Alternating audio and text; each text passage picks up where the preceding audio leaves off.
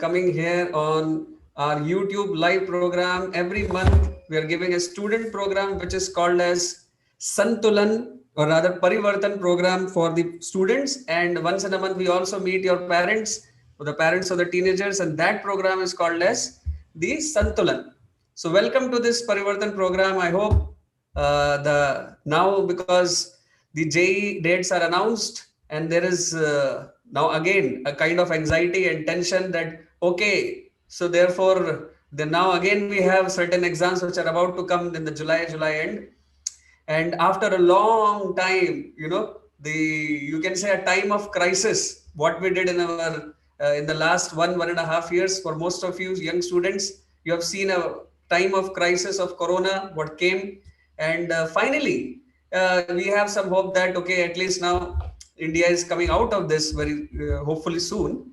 But still, the exam dates are there. We have come now, the exams are there. Still, how do we come out of this crisis remains a very important question.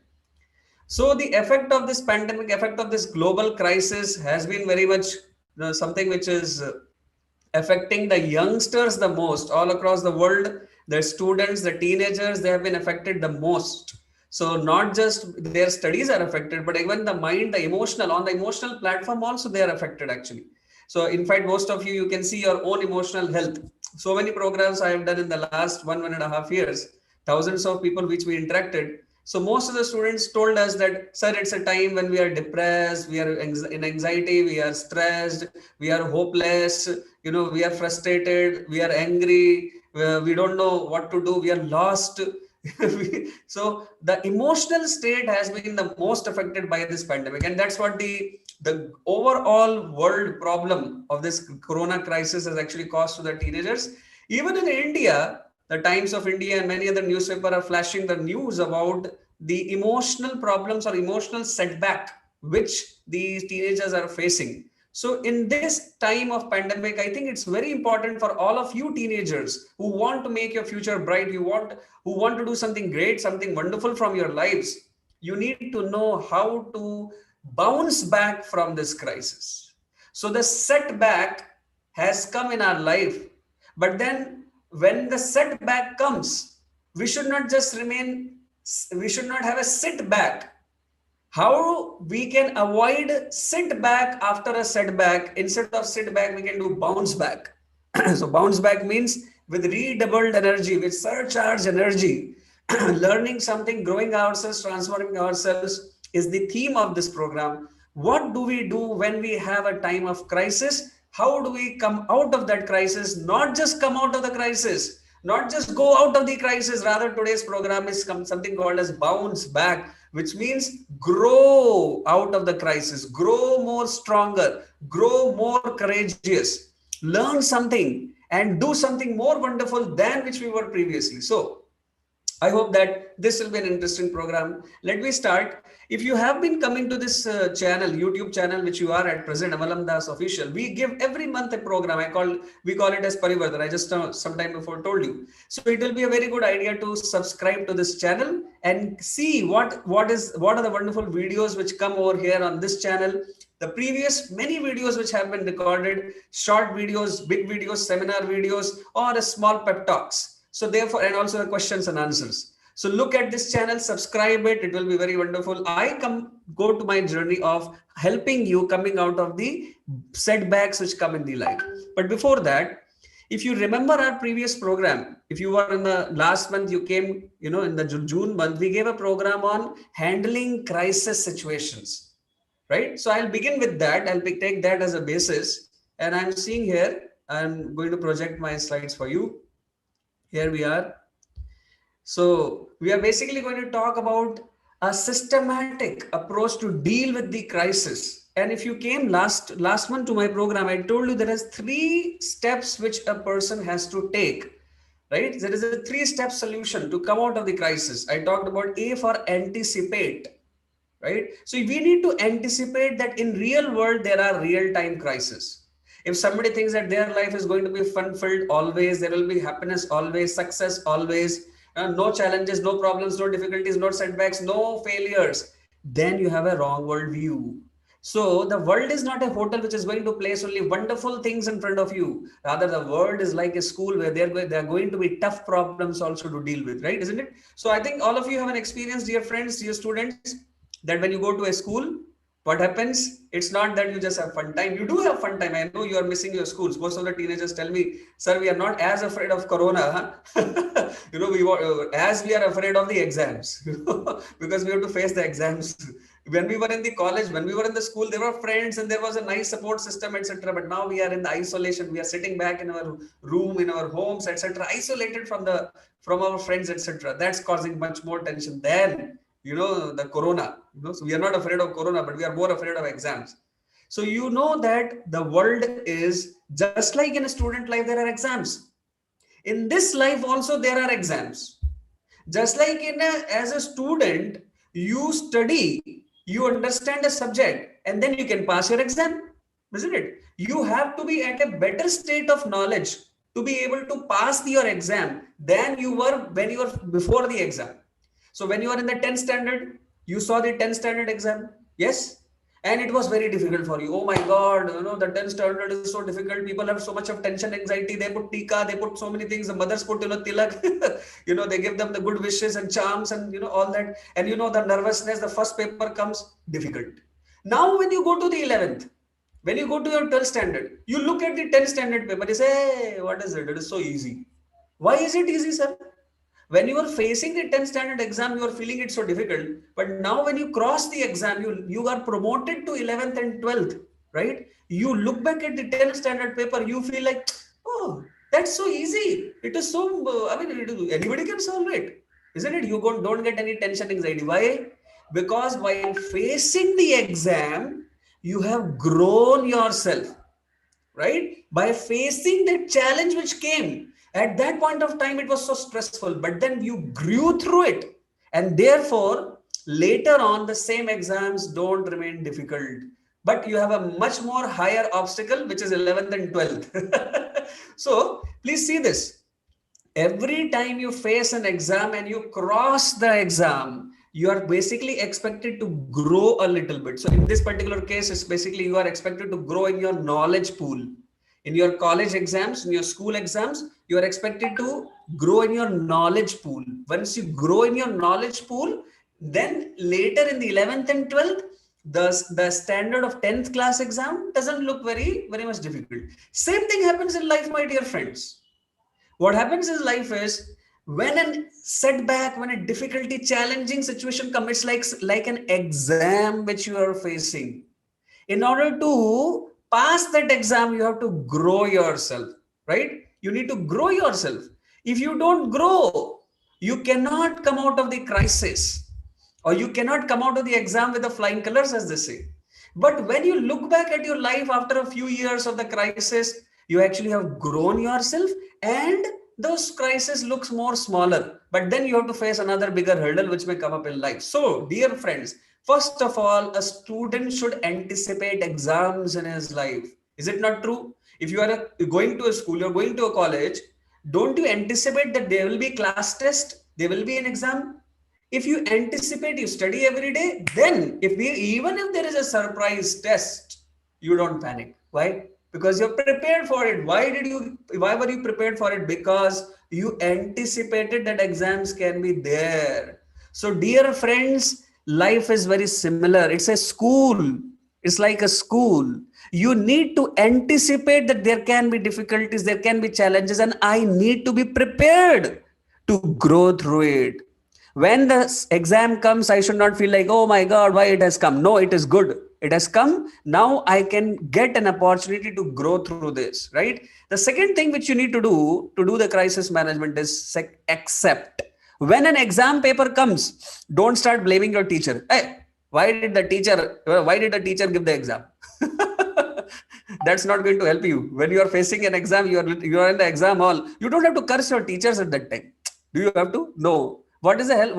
How will it help you? If you start blaming, oh, my teachers are very bad, right? Sitting in the exam hall, you start blaming, oh, my teachers are bad, problems are there, this is difficult, that is difficult. How it will help? You have to accept. You are in the exam hall. You have to face it. Rather, you have to, use all your knowledge at that time to Put all your attention in that question paper rather than distracting yourself and thinking about how can I avoid giving this exam. You can't avoid. Once the exam comes, you need to accept it wholeheartedly. So I talked about that last time. Life is like school, my dear friends. I'm using this school analogy to teach you how to deal crisis. This is just a small revision of what we discussed last time. It will help you if you look at the videos on this channel, and you can actually click on some of the videos after this program gets over to actually learn wisdom. I feel that one of the ways we prepare for crisis is learning a lot of wisdom, and this channel can be very much helpful for you. So we'll talk about that also in the middle. When you accept a exam or a situation or a challenge or a crisis, you know what you do? You stop blaming, you stop panicking, and start gathering and mustering all your courage and wisdom which you have, and apply that on the crisis which you have. So that third thing which you can do is you can adapt. Don't blame further. When the crisis has already come, when the exam has already come, don't blame anybody. That's going to be a distraction. That's going to take away your life's energy. It's not going to help you. Rather, what you can do is gather and muster all the courage which you have. Gather and muster all the wisdom which you have. Take shelter, take support from somewhere, and grow and transform yourself, become a better version of yourself, and cross your crisis. Isn't it? So you have to become a better version of yourself when the crisis comes. So, dear students, if I have to tell you my message, in one line, the message is: before Corona came, you may be 1.0 version of yourself. And if you have to bounce back from the Corona crisis, which all of us are going through, you cannot remain 1.0 version. You have to become the 2.0 version of yourself. Upgrade yourself, grow yourself, transform yourself. And this program is going to be that journey. The next 45 minutes to 1 hour are going to help you to transform yourself, to change yourself, to adapt yourself, to grow yourself, to become a better version of yourself, the version 2.0. So how many of you are ready to become from 1.0 to 2.0 version of yourself?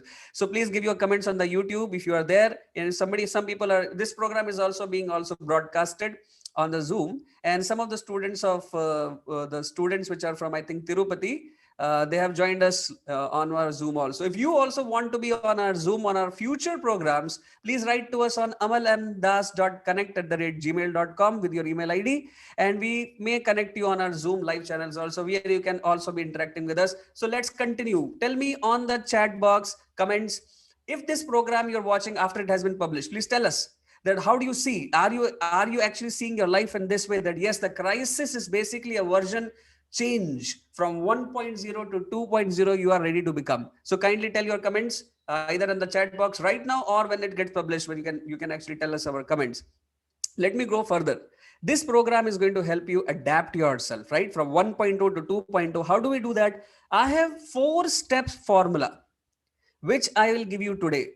There are 4 exact steps you need to take. So you please be with me till the end, because just like Abhimanyu, if Abhimanyu was, told by Arjun, right? There is a 7-layer Chakravyuh. He had to face the Chakravyuh in the Kurukshetra war. All of you know, right? He was the son of Arjuna, and Arjuna had trained him how to go through the Chakravyuh. The problem happened is what? Abhimanyu only heard the how to cross the 6 hurdles, but he forgot how to cross the 7th gate, and that became a problem.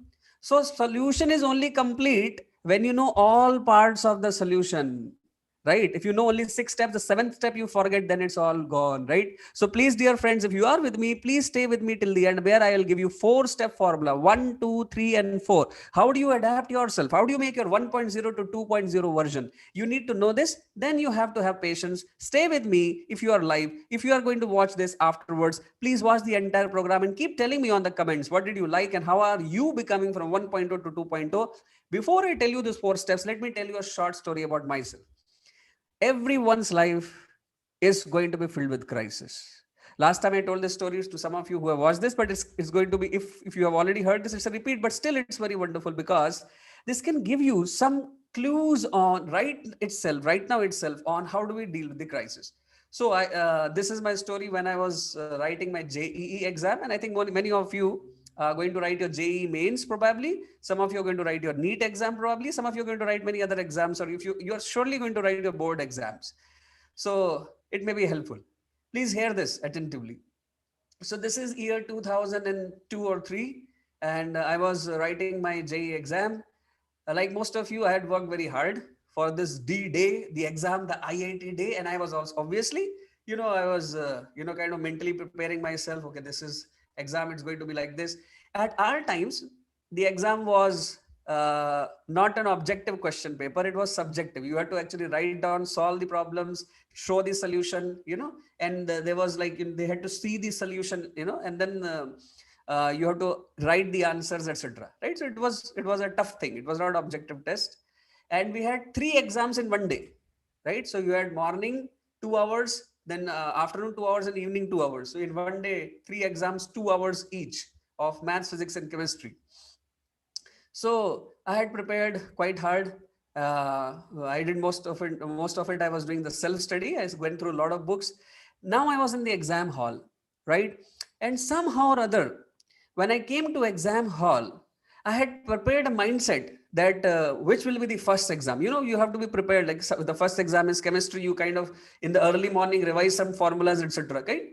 So I thought that the first exam is chemistry. Somehow, I think I saw the brochure, but then somehow or other I read it as chemistry first.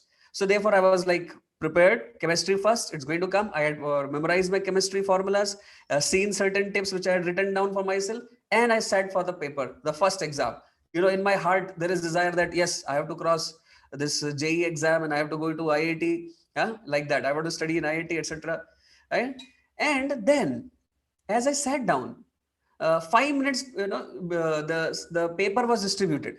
A paper was distributed. You have to write your name, etc. You cannot open the seal, 5 minutes before you are given. So I sat down calmly, and the paper came, and I wrote my name, and then I saw, what is this paper? It says physics. I wrote my name and everything, but I felt, physics paper? It's not supposed to be physics, right? It's supposed to be what? Chemistry. Maybe some problem, maybe he's going to change, but he did not change.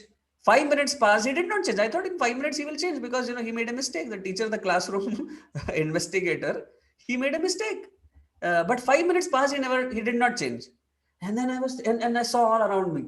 Everybody opened the seal, they started solving, they started reading, there was like, the air, the tensed air in the exam, everybody, with pen and paper, solving everything. And I'm just sitting. And I'm thinking, no, it's not good. They are not doing correct thing. It's not chemistry today. Sorry, it's chemistry today. It's not physics. Why are they writing physics paper first? There will be problem. This exam center will be cancelled. You should not do like this. So then I stood up. I said, sir, can you please help? The sir came. So 2-3 minutes, 5 minutes have passed already. Everybody is writing. And I'm looking left and right. And I said, no, I have to be honest. There has to be honesty. You have to be honest. You cannot do cheating. These people are, writing the physics exam, but it's not physics, it's chemistry. So I called the investigator. The teacher came. He said, yes, sir, what happened? Yes, my dear young boy, what happened? So I said, sir, actually today, this is chemistry paper first, sir. I think you made a mistake by distributing the physics paper. And my confidence was so, strong. And my face was so innocent, right? That the innocence of the what I was speaking and the confidence with which I was speaking made the teacher also feel like, oh my God, I made a mistake. He ran. He ran and checked with the other people, other teachers. He said, hey, is it physics today? Or are we distributing the wrong paper? And all of them said, no, sir. It is physics only. It's not chemistry. He ran down. So we were on the 3rd floor. So he ran down and checked with the main people below, the control room below, that are we distributing the wrong paper? After 5 minutes, he came back running and said, beta, start solving the paper. It's physics only today. It's not chemistry first. And all the while I was like, oh my God, what's happening with me? Everybody is doing something wrong. They're not supposed to solve this, but anyway, they're solving. And I'm just sitting. I did not even open. I did not look at the questions. I want to be honest. You see? Isn't it? Oh my God. After he told me that it's actually, you are wrong. It's actually physics only today. And then I was like, so much of time has gone. 10 minutes are already over. And I'm so tense. I'm almost in tears. I was almost in tears. What happened? 10 minutes of this most important paper for me. Right? The JEE, for us it was, so like you have mains and advanced, right? This was advanced level paper for me. right? It was the JEE main, I mean, for us at that time, there was screening and mains. Like right now you have the mains and advanced, so that time we had the screening and mains. So this was not the screening, this was mains. I had got some 400, 500 rank in the screening already. And I was expecting that I may get in first 200, 300, in the JEE advanced, your advanced, ours it was mains at that time, right? So I was like, I was almost in tears. What? 10 minutes are lost. I didn't do anything. I didn't touch anything. And then, I was almost in tears. I was panicking. I was almost crying. When I was looking at the paper, I could not understand anything. My mind was blank. It was a time of real crisis.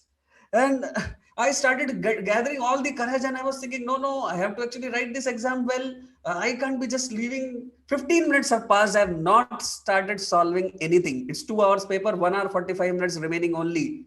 Dear friends, you know what's the tension, it is. Physics was my strength paper. If I got the full time, I probably would solve it much more better. But I'm 15 minutes into the exam without doing anything, and I'm already panicking and crying almost. And at that time, I still remember, in such a time of crisis, what did I do? I started thinking about what is my purpose of writing this exam? What am I going to do while after writing this exam? In the heart of my hearts, I started, it was a flashback of all the memory. You cannot do anything at that time. See, it's a surprise thing, right? You don't, when I say you can anticipate crisis, that's fine. But you cannot know what crisis are you going to face, isn't it? So your inner substance is tested when there is a surprise test, correct? If a student's understanding is developed, then a surprise test basically tests their real understanding. In the same manner, my dear friends, crisis is an exam of life which tests your inner substance. I repeat it. Crisis is a life's way of testing your inner substance. When I talk about that you should anticipate a crisis, I mean to say that you must develop your inner substance of life. You must have the real wisdom of life with which you are living. If you are not living your life with inner substance of wisdom and you get into crisis, there is going to be failure. Fortunately for me, my uncle had prepared me for such times. So I remember that 2 years before this D-Day of my crisis, which I am explaining to you, I go back to the 2 years before that. So 2 years before that, when I was preparing, I started preparing for the JEE. One of my uncles, distant uncles, he came over and said, you know what, I have learned about life a lot from one particular book, and I want to gift it to you.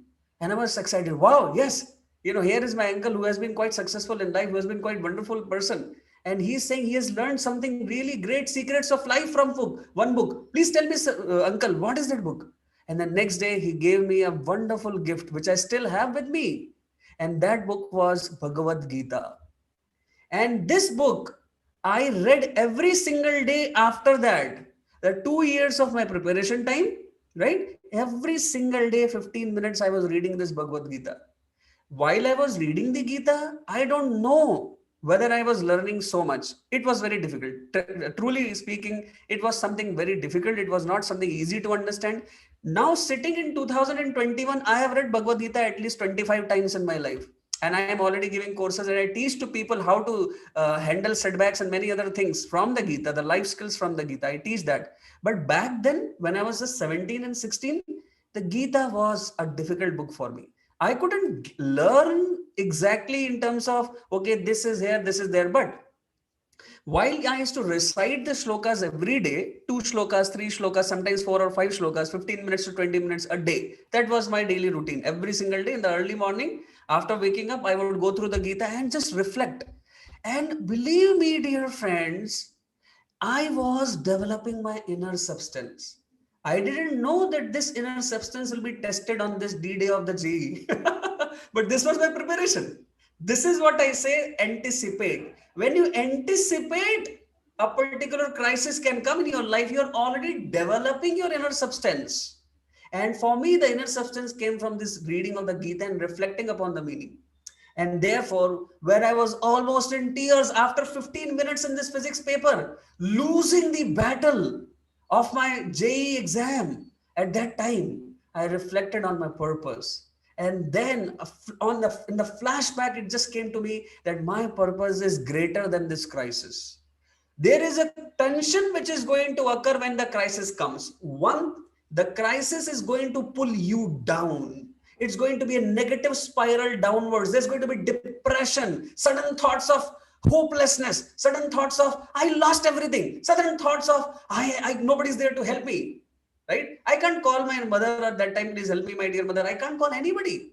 Right? So these all sudden thoughts will come. This is a negative spiral, of depressing spiral downwards, which the crisis will lead to. But there is an upward spiral which can come in your life, and that is your inner substance of purpose of life.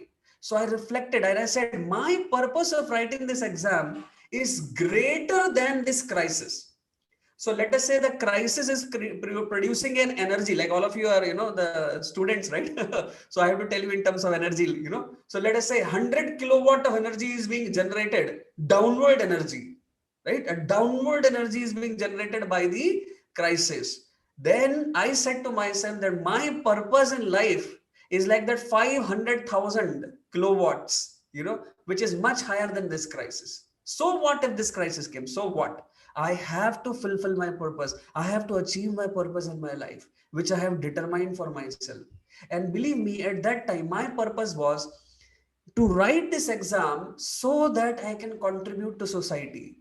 I used to see and feel that why there is so much of poverty. I used to see and feel that why there is inequality. I used to see and feel that why the world should not be a happy place, why there should be corruption, why people are fighting with each other, why there is no unity, why there is no peace, why people don't love each other. These are the questions which used to come in my heart, and I wanted to dedicate my life for welfare of people.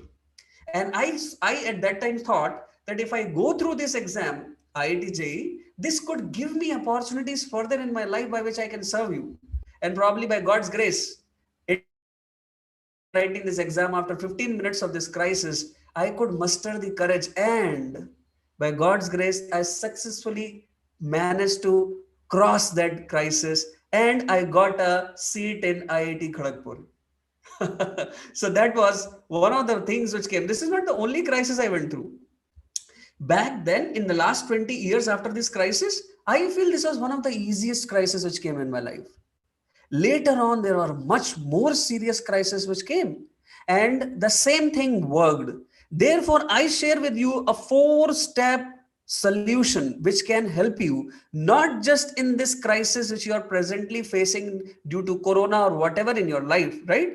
But it can help you. It can be a guiding principle throughout your life, right? So if you're interested, I hope that you're going to stay with me for the next 40 minutes as I share till the end to learn this wisdom 4-step formula, which helped me, which has helped many, many students. I have spoken this, I have guided so many hundreds and thousands of students, and as the NGO which I lead, through this NGO Arjuna group, we have been interacting and meeting in the last 10 years to more than 3.5 lakh students in this great country, India. So I hope that this can help you. This formula can be very much helpful. Back on my slides now, I will talk about this formula in short. Let's see, what is it? So let me talk about the acceptance, because the major problem which people, and especially students like all of you in your age, face is you are not able to accept a crisis when the crisis comes. So let me talk a little bit first on the crisis, and then I'll talk about the 4 steps. Okay. Yeah. So this is a statement, few statements from Mr. Scott Peck, right? He has written a book called as The Road Less Traveled. It's a very beautiful book, a beautiful statement I want to present in front of you, which could be very helpful for you. Okay, let's read this. Let's read this statement. What does the statement say? It says, it is in this whole process of meeting and solving problems that life has meaning. Problems are the cutting edge that distinguishes between success and failure. Problems call for our courage and wisdom. Indeed, they create our courage and wisdom. So according to the greatest successful and most wonderful people on this planet Earth, please understand that crisis is not a time to panic.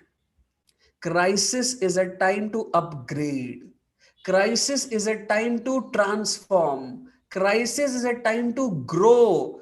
1.0 to 2.0, a better version of yourself. This is what Mr. Scott is saying. You have this opportunity to your students. You should consider yourself fortunate that Corona has given you this amazing opportunity to actually grow yourself and become a better version of yourselves. Otherwise, the life would have taught you sometime later. It's better to learn lessons early on. So, dear friends, let's look at what the further Mr. Scott has to say. He says something more. He says, in fact, further. What does he say? He says here that it is only because of problems that we grow mentally and spiritually. Just like I told you the analogy of an exam, the student learns. We all know when the exam time comes, we really learn a lot. Without the tests which we have to face in our school or college, will we actually learn a lot? Not so much, right? I mean, we will learn, but we may not understand so well. But when we start preparing for exams or tests, we learn a lot of information, a lot of knowledge we learn. Similarly, in life also, he says, it's because of these problems that we grow mentally and spiritually, which means what? If you have to cross the crisis, you have to grow mentally and spiritually. Right? Dear students, here I have to tell you something. I want to tell you this, that unfortunately, in this great country, India, there has been a problem from the time of our independence, probably, or maybe even before that, when the British invaded us. And the problem is, though our Vedic India used to prepare the students right from the 5 years of age to handle crisis by giving them life skills, by helping them grow mentally and spiritually. But the problem is, in today's education system, we only teach people how to cross maths, physics exams, or biology, chemistry exams, or computer exams. We never teach students how to cross real life exams. The point is, our education system has to get upgraded to help our students to learn the life skills to cross the real life exams. That is more important. Actually, maths and physics you may forget in life. If you see right now, how much of maths and physics do I use? Rarely. How much of math and physics any student uses, even the engineering student, how much he uses? Not much, less. But the life skills and attitude you have to use every single day. So probably we are not teaching the real thing. So if you also feel that, yes, this life skills and attitude is so critical and important, please give a comment. Please leave a comment on this YouTube so that it can encourage and inspire many others to bring the right change in our education. And through Arjuna Group, you can surely get this. I may not be able to change your schools. I may not be able to change your teachers. I may not be able to change the education system right now, but we through Arjuna can provide you aid. And what is that? The aid to grow in your life skills and attitude. Subscribe this channel. Look at our videos, learn from us the real wisdom of life, which will help you throughout. Let's go back to other slides, and we are here back again. So let me tell you a short story. I have many stories to tell you, so I'm going to tell you some most of the stories in short. So this is a very famous personality. His name is Karoli Takacs. This man, his dream was he wanted to win the firing shot medal. So there is Olympic games, and in Olympics there are many types of games. So there is shooting also, pistol shooting game also. So he wanted to win the Olympic medal in the shooting. He practiced really hard, really very hard for many years. He practiced very hard, and he had a perfect shot by his. People usually people are right-handed. So he had a perfect shot. He would shoot, and he was like almost ready for the Olympic, and he felt that yes. Now I'm ready. I can get this, my heart's desire, my goal, my dream, to get the Olympic gold medal. But the problem happened is that just a few months before the Olympic sports, what happened was he was working in the army. So therefore, he was throwing a grenade. So there was a drill practice going on, and he was throwing a grenade, and by mistake, while he was throwing the grenade exploded in his hand, and he lost his hand. He could not shoot with his right hand. He lost his hand itself because he was throwing the grenade in the grenade practice. He was an army military person, so they have to go through this kind of drills. So while he was throwing the grenade, he lost his hand. However, Just see what would have happened to a person who has dedicated so many years of practice and shooting, and he wanted to win this Olympic medal, and just he has prepared himself for many years, and right before the Olympic sports, what happened? He lost his arm. But dear friends, though he lost his arm, he did not lose hope. He did not lose hope, although he has not lost his arm. He did not lose to this life. He rather, again, he felt, okay, if I cannot shoot through my right arm, I will start shooting through my left arm. He did not lose time in panicking, blaming, depressing, and so many things. Because, see, life is like that. What is the use of panicking? What is the use of blaming? What is the use of simply getting depressed? Does it help you? Does it create energy to actually go forward in your life? No. Then why should we get into such kind of a foolish thing, right? So therefore, this man, he said, no, there's no time to lose. I'm not able to shoot through my right hand. He started shooting through his left hand. He started practicing day and night. It was very hard. It was a lot of struggle. 5 years it took for him. Long number of years to start practicing and practicing and practicing. And after that, he again went on that Olympics. And believe me, see what happened to him. It's on the, it's on in your slides. Let us see. So after long practice of, first of all, losing his right arm, then practicing from the left arm. And then what happened? Yeah. He practiced with the left hand and won 2 Olympic gold medals in shooting. Amazing story, right? What an amazing story. This amazing story tells you something very important. What it should tell you, what it teaches you, you can write on our comment box, in your chat box. Please type it and tell me, what did it teach you? For me, this story has told me a very wonderful lesson, and that is, when you get crisis, adapt yourself. Accept the crisis. If this man's right arm is lost, you cannot keep, oh, my right arm is lost. What can I do? I mean, losing a right arm is so big thing, right? I mean, of course, we should empathize. If we meet this person, we should empathize. We should be sorry for himself, but he was not sorry for himself. I'm going to tell you, just in a short time, many more stories, wonderful stories to learn from. But this particular story teaches us one thing. Life, you need to have your goals. In life, you need to have your purposes. You need to have your goals, which are higher than any type of crisis you're going to face in your life. If your purpose is not stronger, then even a small crisis can depress you. If your purpose is stronger, then even a great crisis cannot stop you. The only question is, do you have the strength of purpose? When we face crisis, we should stop blaming the situations around us. If we can make some changes, we should. If we can make some changes in the external environment in which we are, we can. But most often, crisis does not give us time to change anything outside. What we need to change is change inside. This type of a program is really a wonderful program, so that you learn the real wisdom of life. Don't lose hope when you face crisis. You can be helpless. You can feel helpless, but you don't feel hopeless. And I am going to teach you how you can do that in just short time. I'm again repeating it. When you face a crisis, you can feel helpless. That's fine.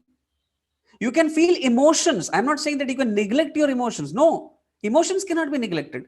I am sure that Karoli must have gone through a feeling of helplessness, a feeling of, why did it happen to me? All of us have got to go through. It's not that we don't have emotions. We do have emotions, but we have to have our purpose. That emotion, the emotion of contribution, the emotion of adding value to this world, much higher than these emotions which come due to crisis. I'm going to explain this to you more. But see, through the medium of these stories only I'm going to teach you, right? But at this point of time, you should accept this fact that you need to have your higher purpose energy, which creates such an emotional energy, which is higher than the negative energy which will be created by the crisis. In case of Karoli attacks, he actually did that. Right? So therefore, when he lost his right arm, it's a big thing, but then he did not see it as big. His mission was bigger than the crisis. The loss of the arm was not so important. The goal, the mission which he had is more important, right? So therefore, he went through. Next, let's see furthermore. And it's going to be a very interesting thing. You're going to hear the stories and then you're going to come to the 4 steps. Please remain till the end if you want to really know the 4 steps fully, which I'm going to describe amazingly with a lot of stories. There are going to be at least 4 or 5 more stories. But before that, you see this. You need to have the right vision to process life's events, dear friends, dear students. Please learn this today. You need to have the right vision to process the life's events. The situation does not changes. Your evaluation of the situation changes. Your vision of the situation changes. If you have the right attitude, if Karalik attacks had the right attitude, he does not get his right arm back. He cannot do that. I cannot help him. You cannot help him. No medical doctor can help him get the right arm back. But what we can do is we could teach him the right attitude of life. Therefore, the vision towards the problems changed. The vision towards the crisis changed. The vision towards difficulties have changed. And this is what I want to do for you. Your vision in life must change. And this program can be helpful. Right. So what should be our vision? Vision should be, so I say here, please read this quote, which is an important thing. It can transform your life. I can say I have very consciously thought of this. Please read this. This can change your vision of life. So I say here that life is meant to continuously refine yourself. Please write it down if you're having a notebook and pen. Please remember this statement. This is what you should remind yourself when you are facing crisis. This is what will help you. This is the lens. This is the spectacle. This is the way, if you see the world, you'll change your vision of the situation, which is crisis situation. What is it? We know that, we understand that life is meant to continuously refine yourself. So next time when you are facing a crisis, when you are facing a difficulty, you should remind yourself in your mind, life is meant to continuously refine yourself. Life is not meant to depress. Life is not meant to just stop. Life is meant to refine. Life is meant to grow. Life is meant to upgrade, right? This is what you should remind yourself again and again when you go through a crisis, anytime in your life. Okay. So please write this statement. It can help you, and reflect upon that after the program. Next, I say something more important. Please note this even more important statement. Life is not meant to live comfortably. I believe that this golden statement, you can remember in your life. It can really help you every single day. If you meditate on the meaning of this, it can really guide you from within strongly. What it says, life is not meant to live comfortably, dear friends. Life is meant to contribute vigorously. It's not meant to live comfortably. It is meant to contribute vigorously. Our contribution vector, the energy, the emotional energy, whichever contribution, the purpose, the desire to contribute should generate, should be much higher than all the obstacles we face. Then it's then that you can cross any hurdle and obstacle in your life, right? So please read this statement, remember this statement, reflect this statement, right? Tell me on my YouTube channel, what do you consider about this statement, right? And if you have your own story, anytime that you read this statement, it is really helpful to you. We want to hear your stories. Let the world know your stories. Type your story on our comment box after this video is published. I want to hear from you. After you have understood this statement, when you applied this statement in your life, how did it change your life? Did it transform your vision? This is what we are talking about. Transformation of vision. And in transformation of vision, let's see further. What do I have to say? Yeah. So when the wrong thoughts are, when a problem comes, you feel, here is my bad luck again. It will make my life miserable. Why the hell this problem has come? Oh my God. Oh, I want to live comfortably. I want to live comfortably. But no, it's wrong thought. What is the right thought? Here is my hard luck again. Oh my God, it's going to be a difficult time. But it has come to clear my misconceptions and to help me grow. It has come to make me strong. It has come to make me upgrade. It is wonderful time. Thank you, my dear God. You're giving me this crisis.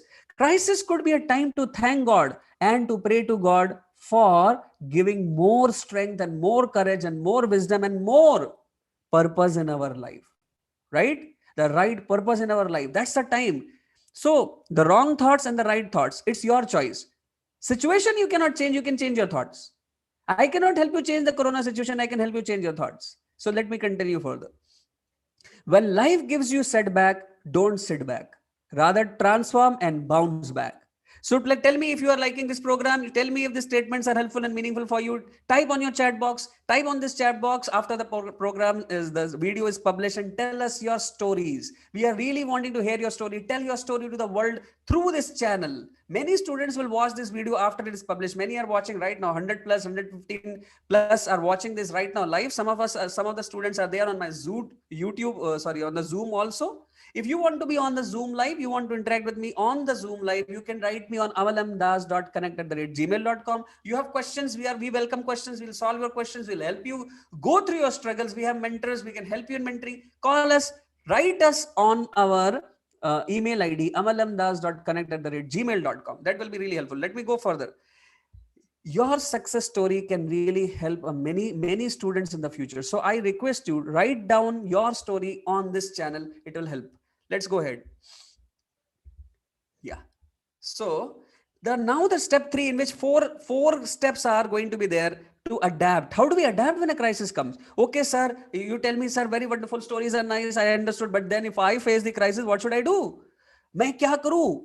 मुझे क्या करना चाहिए? थोड़ा और बताइए. I understood that I have to have right vision, and I am going to read this. This statement was so wonderful. Life is not to live comfortably; it is meant to contribute vigorously. Right? I understood this, but tell me more, sir. You will be in that stage. Tell me more. What should I do? Abhi problem aa gaya, kya karu? What should I do now? So therefore, here are 4 steps now. Okay, so it's going to be just some more time, and it's going to be wonderful. I have many stories. And as I told you that, so first of all, I prepared you till now to tell you this. One who sweats in the peace time doesn't have to bleed in the war time. If you have prepared earlier for the crisis, just like I did by reading Bhagavad Gita every day, right? You can do it by learning life skills and attitude every day. Just 10-15 minutes a day. You can do it by various processes. Arjuna helps you. You watch these videos, you learn the wisdom of life. This is right preparation. It's like sweating. It's like sweating in the peace time when the crisis is not existing. Then in the peace time, when we are sweating, when we are learning the right attitude of life, the right wisdom of life, at that time when the crisis comes, we will not have to bleed. Just like a soldier when he keeps practicing nicely, then when he goes to the war, in the war, he will not have to bleed. Otherwise, he'll have to bleed. He will get the shot. He's not prepared. He has not practiced properly. In the same manner in life, if when the problems, when the difficulties and crises come, before that only if you prepare, that's wonderful. So therefore, till now I talked about that, right? If you beforehand only are prepared, it's like sweating in the peace time so that you don't have to bleed in the war time. But what if you are in the battle and now you can, what to do? You are like wondering, what should I do? Then don't worry, we can still prepare you. It's not that you have to become hopeless now. Still you can do more. What is that? Let's see the step 4 formula. But before that, I'm going to give you a case study. The case study is of Dhruva. Our scriptures, you know what? Our Gita, our Puranas, our Ramayana, our Mahabharata, our Upanishads. अरे भैया wisdom की तो यहाँ पे बरसात है. We say it's like there is so much to learn from our scriptures. I am sharing so much of wisdom from our Indian Vedic scriptures actually, and I personally believe that each and every student of this great country India should be actually going through this kind of literatures. Right? I believe if I can make a education system, I would make it compulsory for people to go through these life transforming books, right? Read them, learn them, grow with them. So this is a story of Dhruva, which is mentioned in the Bhagavad Purana. It is also mentioned in other Puranas, but I'll take a short, piece, some wisdom in that. What is this? This boy Dhruva, he wanted to sit on his father's lap. His father was a great king. He over the entire India, that time entire globe, right? And he was a 5-year-old boy. His brother was Uttam. So his father had 2 wives. The name of one of them was Suruchi and another was Suniti. Suruchi's son was Uttam and Suniti's son was Dhruva. So therefore, the Uttam, who was the step brother of Dhruva, was sitting on the lap of the and seeing Uttam on the lap of his father, he was excited. A 5-year-old boy was excited. He said, Father, I want to also sit on your neck, another lap. So, you have 2 laps. So, on one side, Uttam can be there, on another side, Dhruva can be there. So, Dhruva said, please, daddy. But to his shock, what happened? His stepmother Suruchi immediately stopped. She immediately stopped. Stop, you impudent fool, you child, you don't know what you are trying to do. Right? Sometimes we say to those people, right? You cannot get the moon. Sitting on your father's lap is like trying to get the moon. You cannot get that. And Dhruva was shocked. He said, why? My father is here. I can just go and climb, right? So then the Suruchi said, you have not born from my womb. Therefore, you are not qualified to sit on the throne. And Dhruva started crying tears. And then Suruchi even insulted her.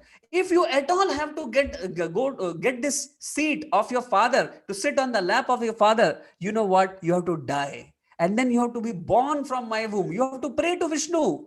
Pray to Lord Vishnu that he will give you birth in my womb. And then you can sit on the lap of your father. Okay? Get lost from here. And Dhruva was insulted. He was a Kshatriya. He was badly insulted. He was petrified. For some time, he didn't know what to do. Then he started wailing and crying, but father did not come to help. Father was a hen-pecked husband.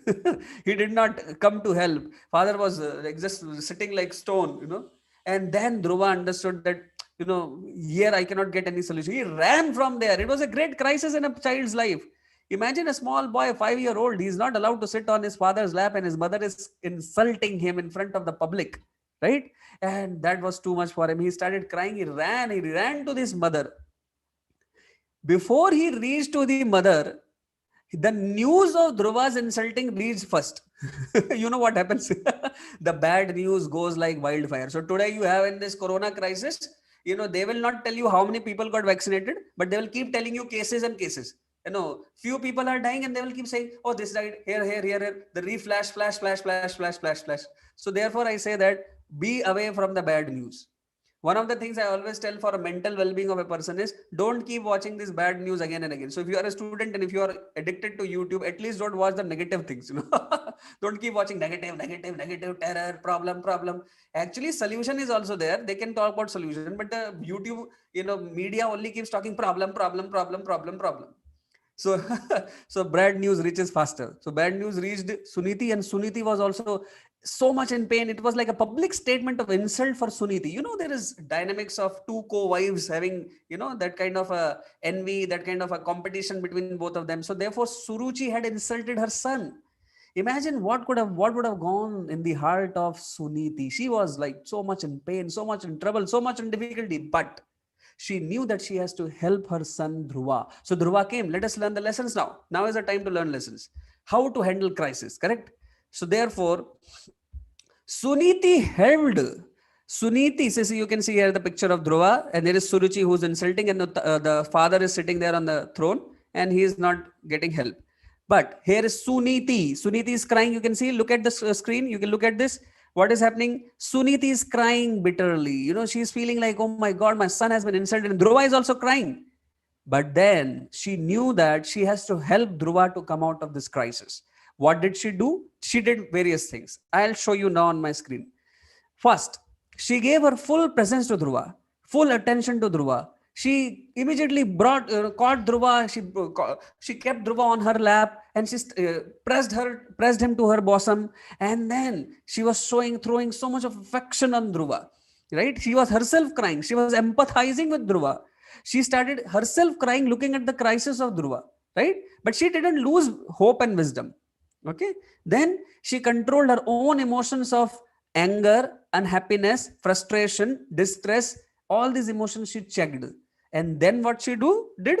Then she started telling about the wisdom of life. She said, don't hate your stepmother.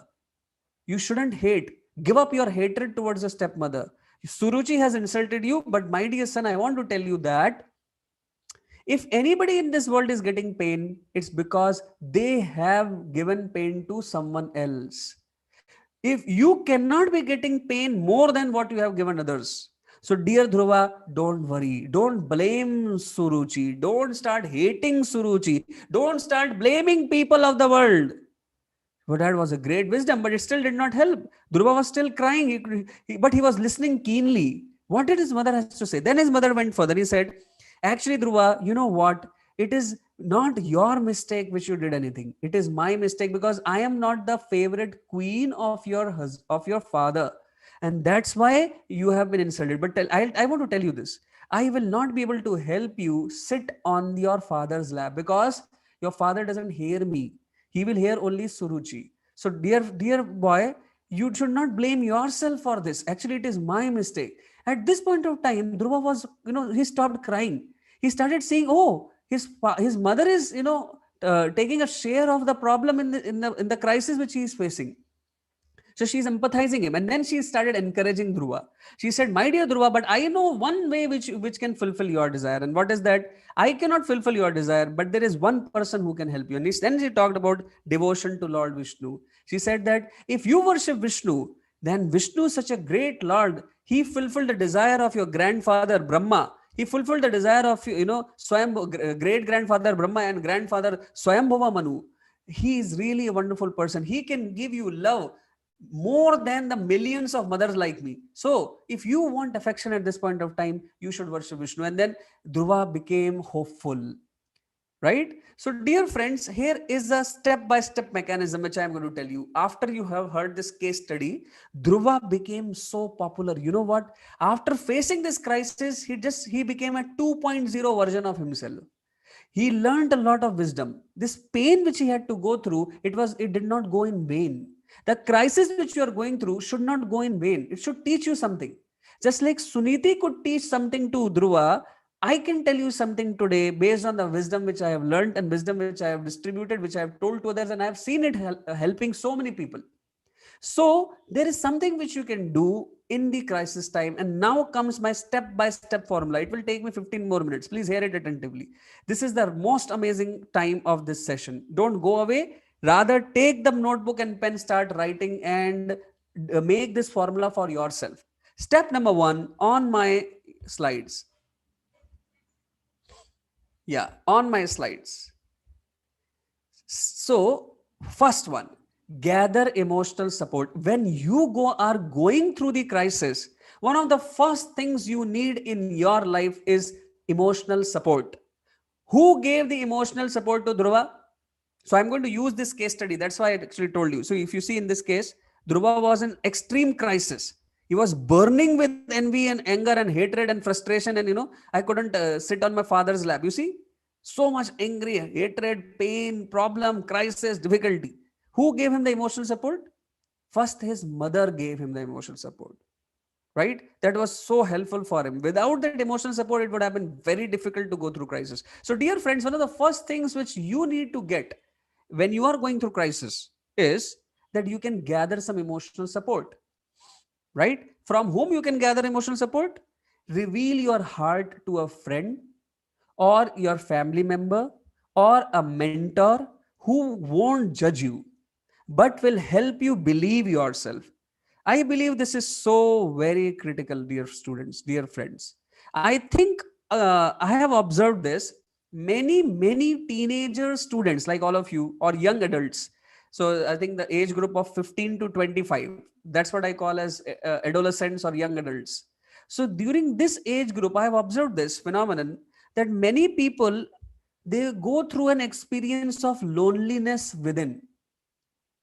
Right? I have written various books on my website www.amalmdas.com. You can buy my books also. I've written 2 books for the teenagers already.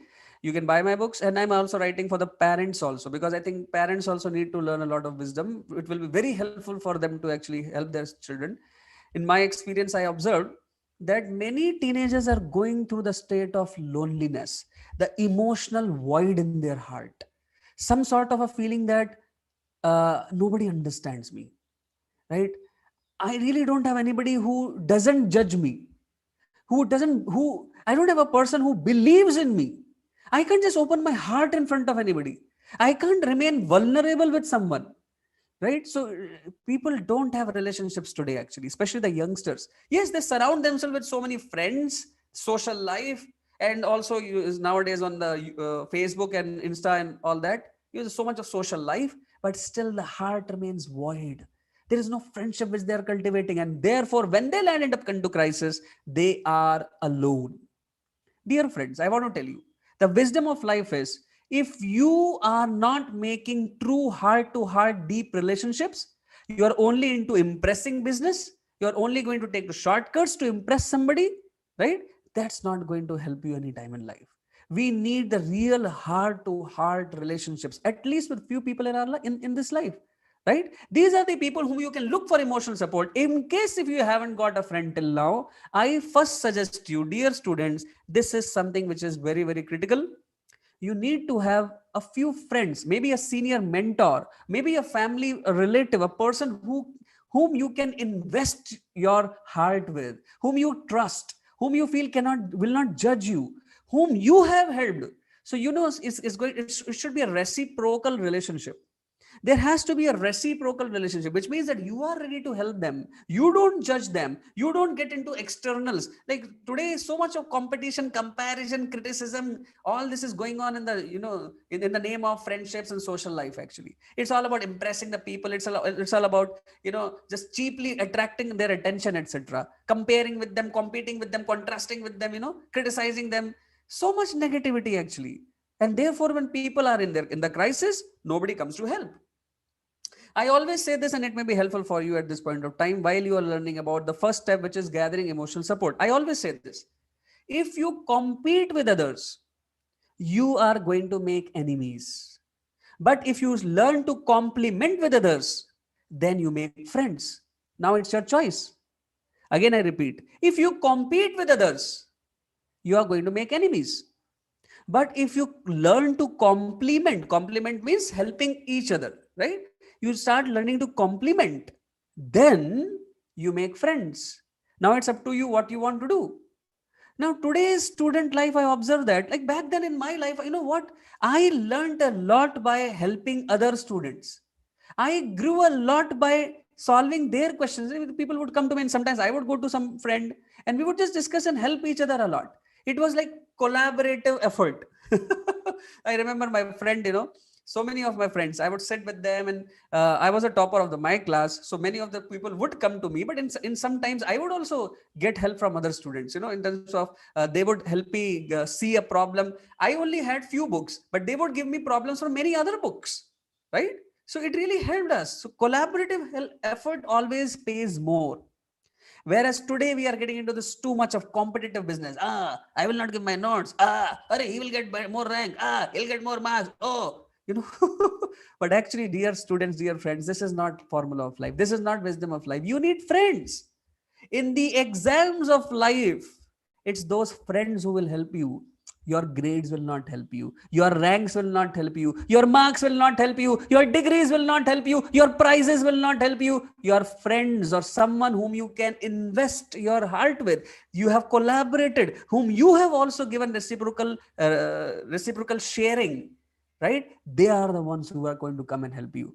So, dear friends, the first step is the very, very important step is, which probably can be a game changer for people when they are in crisis, is find someone who can give you emotional support. And please remember, when you start learning to give support, there will be many who will extend themselves for you also. When you are getting into the shell of your, life, isolated life, competitive life, then you'll have a lot of problem.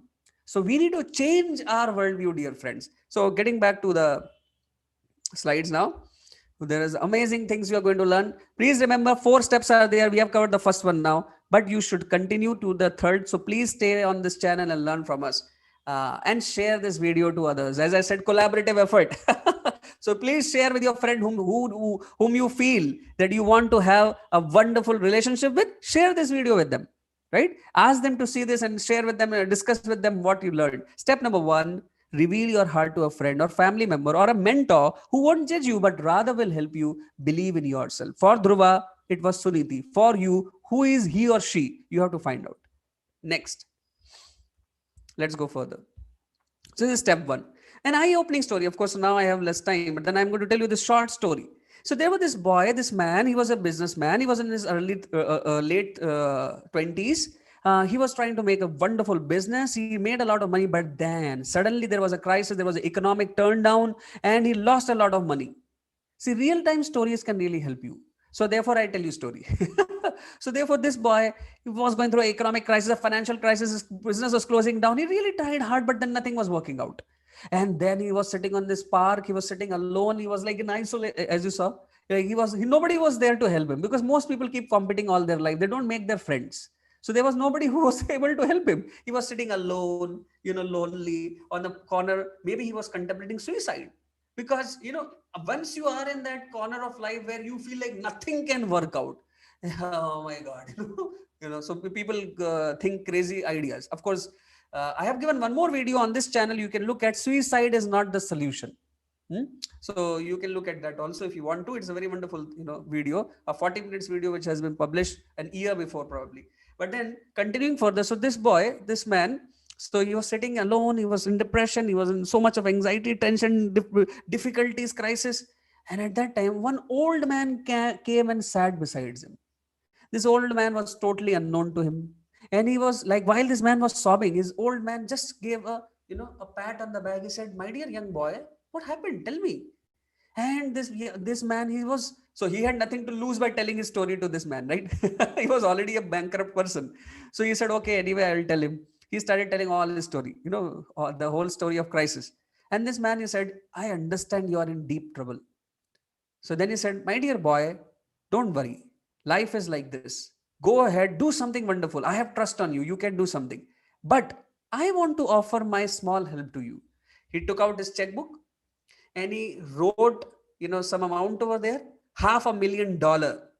That's a great amount of money. $500,000 check. And he signed it and he gave it to this man. And even before this man, he got this check, he could realize that what's happening. And he tried to turn back this old man and walked away. Of course, before walking, he said, "I have trust on you, my dear young boy." Right? And after 1 year, we will again meet here on this bench. And at that time, you tell me what happened to you. So and he got the check and he read $500,000, and it was signed by then one of the most richest person of the world, and that was John D. Rockefeller. He was one of the most richest persons at that time. John D. Rockefeller. And he said, "My God, this is a $500,000 check." And then he saw towards the old man, but the old man had walked away. And then he thought, "Oh my God, I have got a fortune. This can really help me." And then he thought to himself, "Oh my God, you are so amazing. You're so wonderful. You actually gave me the whole solution. My life is still now, I have got hope. I have got hope in my life. I can do something."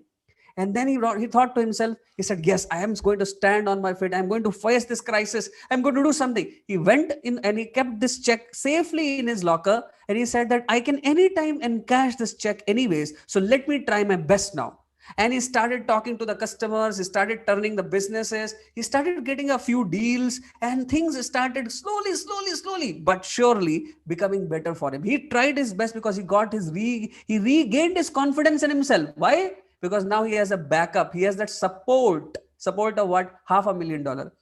And it happens so that in the story, this man, comes out of the crisis. He starts making more and more money. And after 1 year back, he comes back in that bench in the park and sits back on the bench looking for that old man with this $500,000 check uncashed. He never cashed it. He never had to cash it. He just got his courage back and he could face the challenge. But then he was looking for the old man, and it was evening and time was passing. He thought, "Oh my God, I want to give that check back. I want to thank that old man. Is he not coming?" And then he saw an old man coming and back the way and smiling at him. He said, "Oh, you know what? Your support helped me so much." And he was about to jump and hug him, but suddenly a nurse came from behind. A nurse came from behind running, and two guards came and caught him. And then they took away this old man, and he was starting to get, "Hey, why are you taking?" And the nurse came to the man and replied, "I hope that this old man has not played any trick with you. We have a great problem with him. He is a mentally, challenged guy. And he keeps saying to everybody, 'I am John D. Rockefeller,' but actually he's just a broke. He's not a rich man. But he keeps playing around like that." And this was shocking to this man. He said, "My God, for entire 1 year, I was thinking that I have this $500,000 check with me, and that's what gave me courage and support. But actually, it was an empty check. It would not, if if we tried to encash, it would never encash." My dear friends, more than money, we need the emotional support, right? And believe me, a lot of emotional support can also come through God. In the times of crisis, many people, when they pray to God, they really feel a sense of purpose in their life, a sense of an invisible hand guiding them. So, dear friends, if you have a friend, that's very good. If you not, cultivate a friend, and simultaneously you should know, as Bhagavad Gita says, Krishna says, Suhridam sarva bhutanam gyatvam shantim rachati. God is your heart to heart friend. Try to cultivate a spiritual relationship with God. It will help you a lot. Okay, let's go further. Let's go further here. So we tell the story, we learn the nice lessons. Tell me about these stories. How are you liking that? Okay, I want to hear from you on this when this video is published. Please come back and tell us. It will be really helpful. It will be inspiring many. Now we are on step 2. The step 2, after step 1, you have gathered some emotional courage, you got your confidence back. Yes, you can fight with the crisis. Next is express gratitude and count your blessings. Dear friends, many times in our life, you only keep thinking what is being taken away from us. But if we start counting how much we already have, how much blessings we have in our life, you know, you will see that maybe the blessings are much more than the curses in life. But the problem is, we only keep looking at the curses, we don't look at our blessings, and therefore we feel hopeless. By the formula of expressing gratitude for what we have, you start feeling hopeful a lot.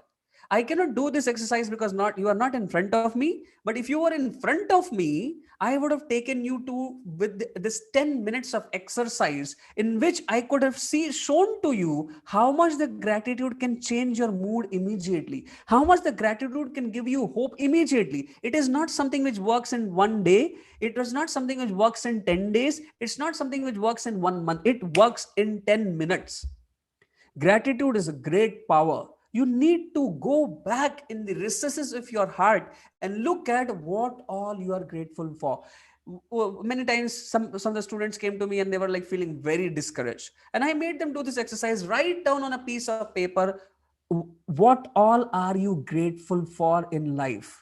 Of course, initially some students say, oh, this problem, that difficulty. But then gradually, as I keep asking them further, no, are you grateful about something in life? Do you really feel that, yes, you have certain blessings? You really feel that there are people who gave you a lot of love and care? You really feel that you are blessed with certain talents, which, something wonderful in your life? And as I start asking these questions, the students, they start reflecting, yeah, actually, I have so many blessings. Then I ask them, is there something in this life which you have which many others don't have? And they feel, yeah, actually many people don't have parents.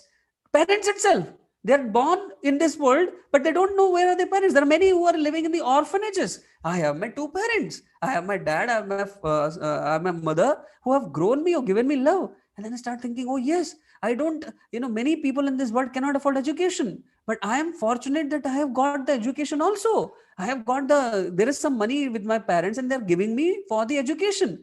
And in this way, they start writing down their blessings. Oh my God. They realize that actually the problems are far lesser than the blessings which they have. Dear friends, you can also have this realization. Truly speaking, most often the problems in our life are small and the blessings in our life are many. When you start counting your blessings, you are basically connecting yourself with the energy of gratitude. This is important. Let me tell you some few stories now. Okay, so here on my PPT here, let's see this. One day, this king, of course, this will be a long story. I'm only going to tell you in brief because I think I have my guest speaker today, Mr. Abhishek, who can also tell you something wonderful. So therefore, I'm not going to take a lot of time, but I'm just, so this was this man who used to feel like, this king, who used to feel why problems come in my life, why difficulties, etc. But his minister, who was very wise, he would always tell him, no, no, no, everything happens by God's grace. Everything will be so wonderful only. One day, what happened? He went for a hunting expedition, and therefore on the hunting he was trying to shoot a particular wild animal, but suddenly because of his thumb got cut. His thumb got cut while shooting, and he was in pain so much. He came to this minister. You always say that everything happens for good, but what is good is in this cutting of my thumb? So the minister said, sir, I cannot tell you immediately, but I know that whatever God does, he will surely do for your good. And this king became very angry. He said, "You are so foolish." And then he sent him in the jail. He said, "You go to the jail." And then he was put in the jail. The minister was put in the jail. And seeing the opportunity, another rival minister, he became the main cabinet, the main, you can say, the prime minister of this king. And then after a few days, while this minister was in the prison, so the king and another new minister, they went for another expedition of hunting. But the problem came, I'm cutting the long story short. So, but the problem came that there were some cannibals, some man-eating people. Cannibals are man-eating people. So therefore, in that jungle, there were man-eating people. They captured these two, the king and the new minister. And they brought him in front of, they said, "We are looking for a strong, powerful human being because we want to slaughter that human being in front of our so-called God." This kind of slaughters are not, correct. But this is like some people, they make this kind of a thing, so horrible. But then they were following this kind of a practice. So they said that we want a strong man. And I think the king, you are the strong person. You are very powerful, right? So they brought him on to cut. And they tied him, he was like put on the, altar to cut him, slice him. And the man brought his, the huge sword. And he was about to bring it down. But then the king was shouting, save me, like that. And while looking, he looked at his thumb. And he said, "Hey, he is not a, this person cannot be offered to our the jungle god." This person cannot be sacrificed. Why? Because he is not complete human being. He does not have his arm. And then they said, "Oh my God, we got a wrong person." Then they thought, where will we get another person? They said, "Yeah, this new minister." This person, let us bind him. And they bound him and they cut him.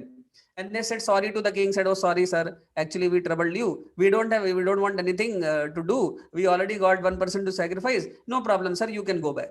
And the king came running back, to the kingdom and said, "Oh, where is my minister? Bring him out, bring him out." He brought out the minister. He said, "Oh, now I realized when you said that God always does something good for us. Though we may not understand it immediately, but he always does something good for us. Today I realize, my dear minister, if my thumb was not cut that day, my head would have been cut today." If my thumb was not cut that day, my head would have been cut today. I'm sorry, this is not having a stand. No problem. I hope you are able to hear it. So my head would have got cut. You see? So that was a big problem.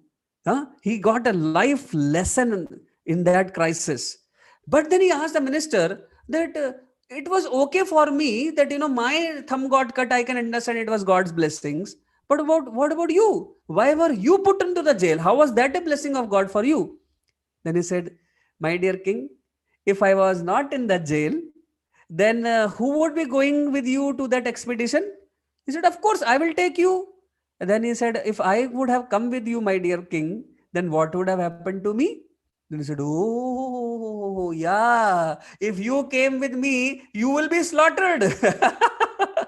And he said, yes. Very good, very good. We got to know.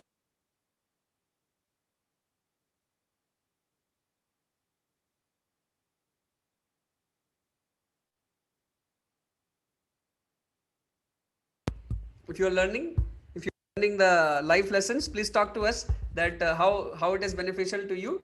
So they realize that now that actually whatever God does, although it may look like apparently a crisis, but actually there is a hidden seed of blessing which is there. There is a hidden seed of blessing even within that crisis, and that's what I am wanting you to learn. The right attitude is this, that we should count the blessings of God at that time when we are going through the crisis, the second step, because gratitude is really very, very helpful. It will connect you to the right purpose of life. So look back in my slides now. I have some quotes and statements which can help you a lot. You see, this is what life is about. Learning about life is here. So there is this. See the hand of God in the crisis. Write down all things you are grateful for and look at what you have not, what is being taken away. Look at what you have, not at what is being taken away. So there is a quote which says, gratitude is the best medicine. It heals your mind, your body, and your spirit and attracts more things to be grateful for. Some people think that, when I'm struggling, how can I be grateful? But actually, the saying says, The struggle ends when the gratitude begins. You are not able to connect to a higher power beyond you unless you start understanding the game of life, that actually this situation can actually help me, and it can prove to me the hidden blessing of God, right? So it can prove to me like the hidden blessing of God. Okay, let's go further. And it says that it's not happiness that brings us gratitude, it's gratitude that brings us happiness. Some people say, when I'm happy I can be grateful, but when I'm in crisis, how can I be grateful? My dear friend, I want to tell you, it's the grateful people who are happy, not happy people only who can be grateful. You may have everything of the world, but if you have not cultivated gratitude for what you already have, then you will be miserable. This is the wisdom of life. So there is a lot which we can discuss here, but I'm going to tell you the other two steps really quickly, and then I'm going to invite my friend Abhishek. So the third step is learn what the present crisis is teaching you. This crisis is a hidden benediction. It can help you grow. Learn at the lessons. Okay, what all lessons I can learn? Okay, if you are in Corona crisis, what all it can teach you? There is a story here, but I'm not going to tell you the story today now because the time is going to get over. Otherwise, we want to have a discussion with Mr. Abhishek and learn from him also, as well as we want to have few questions if we can at the end. So if you have questions, please kindly type them down in the chat box. We probably may take it up right now. Okay, so learn what the present crisis is teaching you. There is a hidden lesson there. This life is like a school. You need to learn your lessons well, right? So what is the crisis teaching? If you're in a Corona crisis, what is the crisis teaching? You grow by learning. You grow by changing yourself. You need to make some amendments, some changes. Upgrading from 1.0 to 2.0 means fixing some of the bugs which you have in you, fixing some of the attitude problems which you have within you, fixing some of the habits which you are having which are wrong. So say if you are in Corona crisis, what you could learn from this crisis? I told you about friendships. I told you about having the right purpose in life. I told you about that developing certain habits like reading wisdom books, which could be beneficial. I told you about that the right, you can also learn about what is the right practices we can take shelter even when we are isolated. Right, so the lot can be learned. So some of you were relaxing probably when you were in the not in the Corona crisis time, but now you know that actually I need to be grateful for whatever I have got. Sometimes we take our school cheaply, our teachers cheaply, our parents cheaply, but when everything is taken away, we realize, oh my God, I shouldn't take anything cheaply. Even one day in the classroom with a teacher shouldn't be taken cheaply. There is a lot we can learn actually. There is a lot we can learn. Also, we can learn that we need to cultivate right habits. Also, we can learn that self-study is so important, so critical.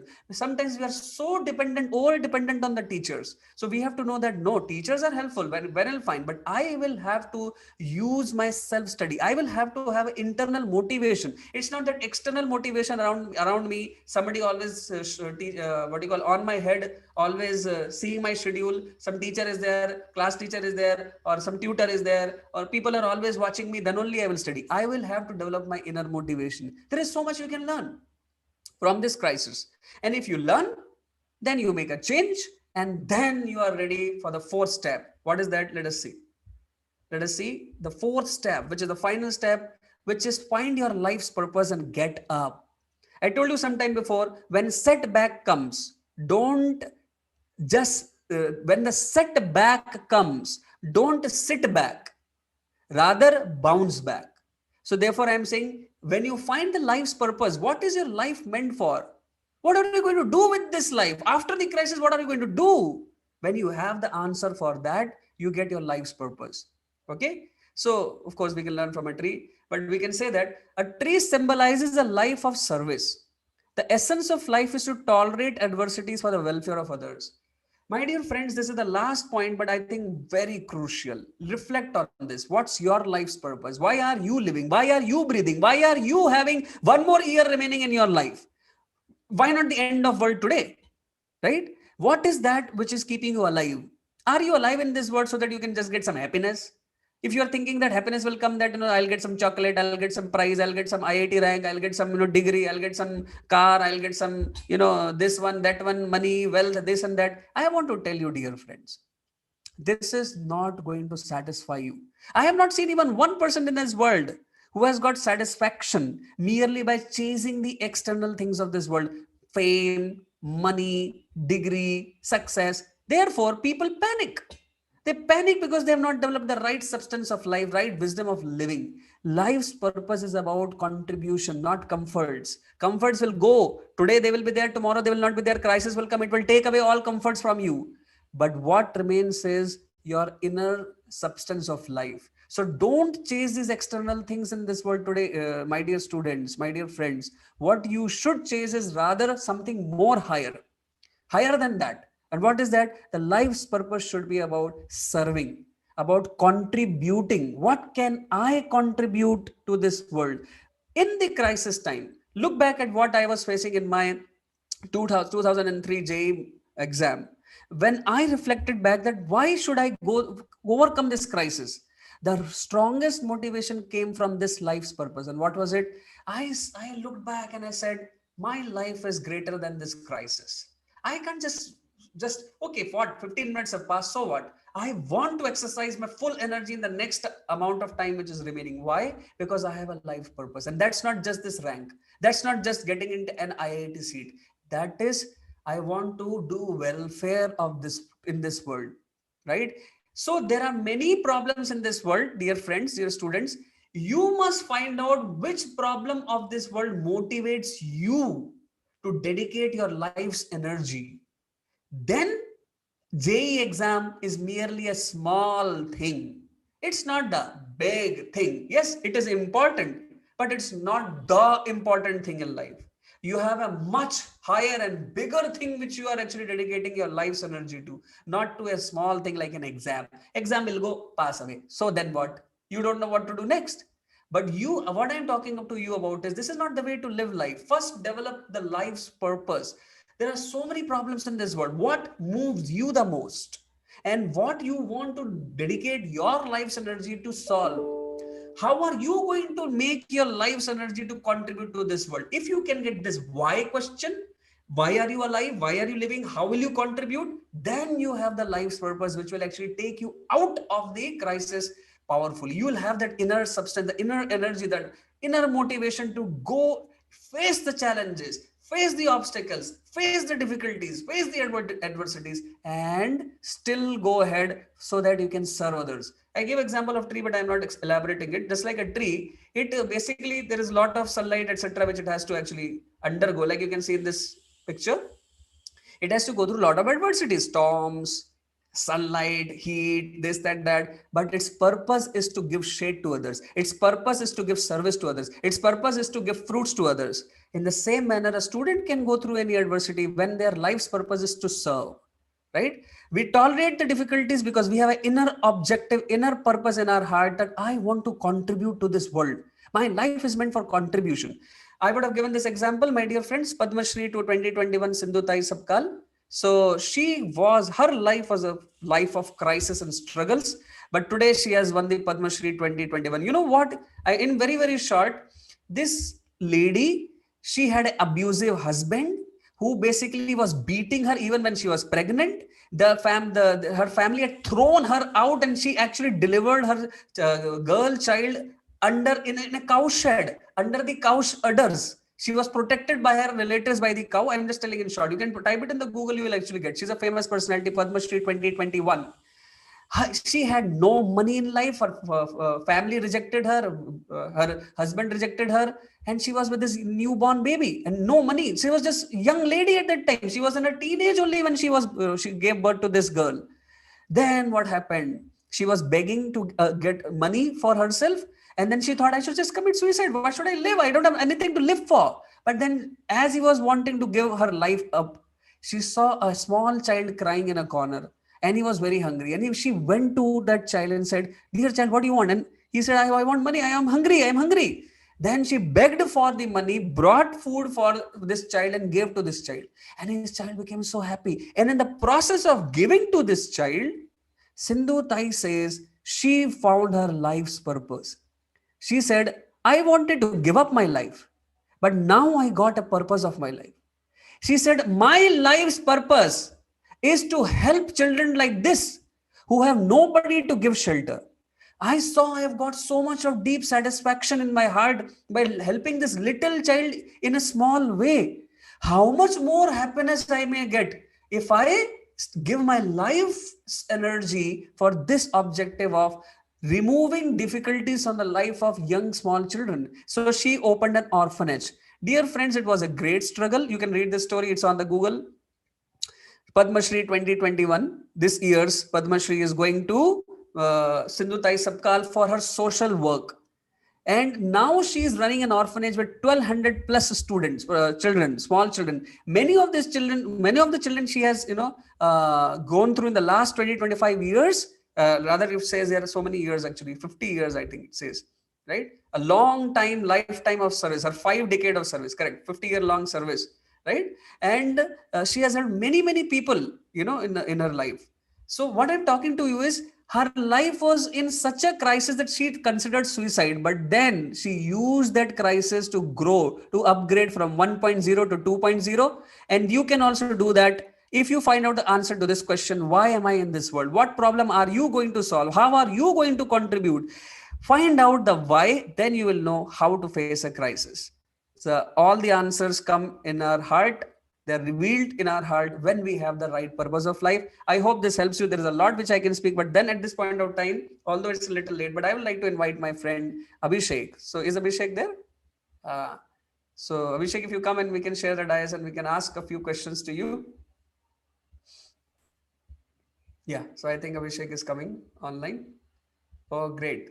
So we have Mr. Abhishek who is going to come. So Mr. Abhishek is hmm, Mr. Abhishek is the, so don't, I am actually doing that. So Mr. Abhishek is Shanmukh Abhishek. Here is in front of you. I think you're going to watch him. So he is a BTech pass out from a very wonderful college. He's a gold medalist from, so we have,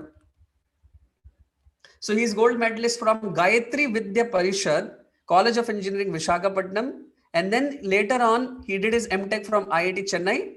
At present, he's working with Broadcom Inclusive, which is a very well-known company. He's a very wonderful person in his life. He has been a wonderful student of, the various spiritual books. And in fact, he has helped Arjuna in various ways also. He has been actually helping in giving the value education and the life skills and attitude education to many teenagers. Today, he's in front of you, us here in front of you, to teach you something really meaningful and wonderful about the wisdom of life. So Abhishek, the dais goes to you. I am going to share the dais to you. Yeah. So yes, here is Mr. Abhishek. So what we will do is today, Abhishek, I'm going to ask you a few questions, and probably if you can help the students to learn some wisdom, it will be really wonderful. Thank you. Thank you so much. Maybe Thank you so much for inviting here. It's my privilege to be part of this program. Thank you so much. Yeah. So Abhishek, one of the first things which we would like to know from you is that generally many times people start feeling this, that crisis actually may not come in life, and we don't have to actually really be prepared for it, etc. But then tell me something, that did you face any crisis, especially during your student life? While you were a student, maybe you were preparing for IIT, or maybe various exam time or whatever. So was there any time in life when you faced crisis? And that would be something which we could begin with. Sure. Yeah. Whenever the word comes crisis, the two events which come into my mind while I was in the student life. One which happened before the bachelor's, that is in the 12th standard, and one happened in the master's in IIT Chennai. So while I was preparing for IIT JEE, I was a very serious student, and all the teachers, parents, everyone had big hopes that yes, this student will definitely crack IIT JEE, and even I had lots of hopes. Yes, I did prepare very well. On the day of the exam, the final day of the examination, I got a government center, where the table which I was writing on had a beehive with the bees fly, right? So my God, so my whole of my preparation was on one side, And on the other side, I had this beehive under me, which was constantly causing all the disturbance. You can imagine how a student would feel after a lot of 2 years of preparation, and this happens. And to my whatever it is, it so happened that I could not perform the examination to the level that I expected or the others have expected from me. I got something around 5,000 or so in IIT JEE. Yes, it was a deep crisis, because you can imagine a student who had prepared for such a long time with full dedication, but ending up in something not so great rank. Uh, yes, this is a big crisis. I would have just stopped everything and been morose. But then at this moment, I thought that, okay, yes, being a good engineer is what I would believe is required. I would want to study in a better way. Yes, if it is not in an IIT, it could be in any college which I could get into. And that's when I got into Gayatri Vidya Parishad College of Engineering. I did look for opportunities to find ways to learn and to keep up myself in studies. And of course, yes, I could get gold medal in that. And not only that, I could crack GATE examination. And on the day when after the 4 years of my bachelor's, when I found that my rank was 50, all this flashback came in. Yes, this was the crisis. And my learning and my purpose was that to be a good engineer, right? And that landed me up in IIT Chennai with this rank. So this That was was the an crisis. amazing story, Abhishek. I mean, it was like I never knew this part. Abhishek knows me, and I know Abhishek from last more than around 5 years or so. But then that was an interesting, amazing part. So I think one thing is that you never became hopeless, isn't it? Yes. Yes, there were emotions at certain times that, oh my God, I have done so much, but things haven't come in my way. But then, yes, it is always that yes, what is that you want to do drives us further without getting hopeless. Oh yeah, that's amazing. So basically, when we are fixed on the purpose, shall we say the purpose guides us ahead to not get hopeless and then just lose the track in life, and rather it gives you the courage from within and says, okay, if not this path, maybe second path. Correct. That's absolutely true. uh, it's always, if you have a goal set in our mind, whatever it be, it may be a big goal or a small goal, whatever it is, if you have that in mind, if you see some obstacle, it's like a river flowing. So river has to go to the goal, which is the ocean, right? And so if it sees a obstacle like a stone or a mountain, it always finds another way and then peeps through it and goes to the ocean. Okay. So, would you like to summarize and tell us, our audience, because many times this question comes. Probably yours is a very wonderful story to actually learn from. Because many times people tell me this, that sir, this exam I couldn't do well, and I became, what should I do? My life is useless now. Would you like to give some suggestions that what helped you when you went through crisis? You described a crisis just some time before. So, what helped you and what we could tell to a young student which could help him? Yeah. Sure. Yeah. I would like to tell this in 3 steps. Okay. So it's like whenever I see this crisis, you can think of it as the response of the mind. Crisis is not something physical. It's more at a level of the mind, the anxiety or the fear or whatever it is at the level of the mind. So whenever any student or any person for that matter is going through that the mental agony or crisis, it is best to take 2 steps. One is, either first thing is one can come down or calm down. So come down, say from the mental level, one can come down to the physical level at least. So it is the famous saying, right? Whenever we are in anxiety, we can take a deep breath So this is something what we are doing is, so we are coming down to the level of our physical reality, that present level. Okay, yes, I'm here. I'm going through some crisis. It's okay. Let me not go away or by the tides of the mind or the crisis which is going over in the mind. Let me come down to the physical level, at least form a base there. And from here, what one can do is one can go up above the level of the mind. What does it mean? It is, yes, we should understand that through our wisdom literatures, one can understand that we are the observers of the situation. We are not in the situation, but we are the observers of the situation.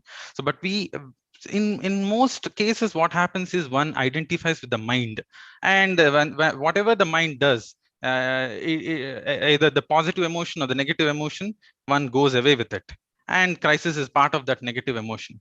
So instead of getting swayed away at that level of the mind, one can first come down to the physical level. Yes, this is what I am.